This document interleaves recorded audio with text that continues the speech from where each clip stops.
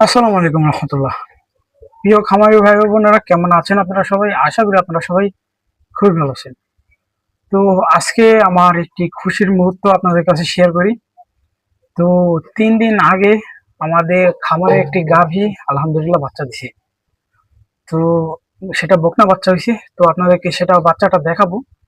তো এই কয়দিন আমি ভিডিও দিই নাই, মানে দেখাই না আপনাদেরকে, কারণ আম, বাচ্চাটা প্রচুর পরিমাণে ভিজা ছিল আর প্রচুর পরিমাণে নোংরা ছিল।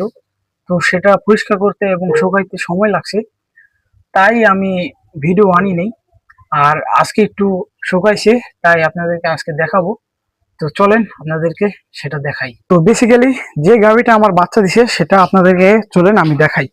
তো এখানটাতে আমার সেই গাভীটা রয়েছে, এইখানটাতে একটু ঘা হয়েছে, এটা একটু সারাতে হবে। তো সেটা ব্যাপার না, সেটা পরবর্তীতে সেরে যাবে। তো এই গাভীটা আলহামদুলিল্লাহ বাচ্চা দিছে। আর এখানটাতে একটু অন্ধকার, তাই একটু ব্লার হয়ে আসতেছে। তো এখানটাতে আলহামদুলিল্লাহ দেখতে পাচ্ছেন, মাশাআল্লাহ খুবই সুন্দর একটা আড়াল করছে। তো যাই হোক, এতটুকুই দেখাই, বেশি দেখালে আবার নজরে একটা সমস্যা আছে।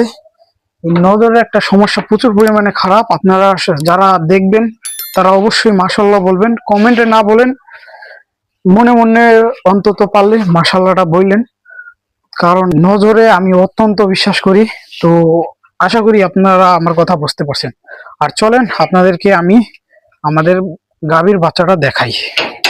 মাশাল্লাহ, এই যে আমাদের এই ঘরে রাখছি গাভীর বাচ্চাটা।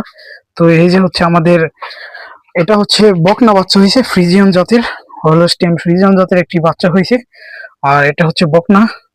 তো দেখি এটা কি ফিউচারে কি আমাদের এখানটাতে গাভী বানানো হয় কিংবা বিক্রি করে দেওয়া হয়। আমরা বেশিরভাগই এগুলা বিক্রি করে দিই। তো যাই হোক, ব্যাপার না। আর আজকের এই ভিডিওটা আমি এতটুকুই রাখলাম।